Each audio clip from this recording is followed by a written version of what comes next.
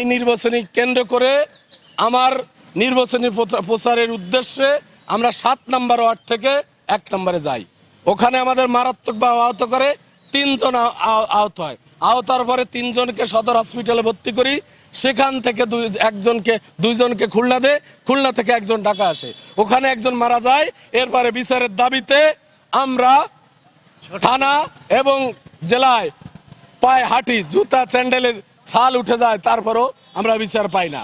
কিছুদিন আগে আমরা গ্রাম থেকে 600-700 আমরা জেলা বিএনপির কার্যালয়ে শুনতে পাই নির্বাচনী কমিটির প্রধান লায়ন ফরিদ খান মনির টিএম আকরাম হোসেন তালিম আরো সিনিয়র নেতৃবৃন্দ এরা আসছে। কিন্তু জেলা বিএনপির কতিপয় একজন নেতা, আমরা নাম প্রকাশে অনিচ্ছুক, তার নির্দেশে এই আফজাল হালাদারের বহিষ্কার আটকে দেয়। আমরা ম্যাডামের কাছে, দেশনেত্রী বেগম খালেদা জিয়ার কাছে, রুহুল কবির রিজভী বিএনপির মহাসচিব, স্থায়ী কমিটির সদস্যের কাছে জোর দাবি জানাচ্ছি, আমরা আফজাল হালাদারের বহিষ্কার চাই।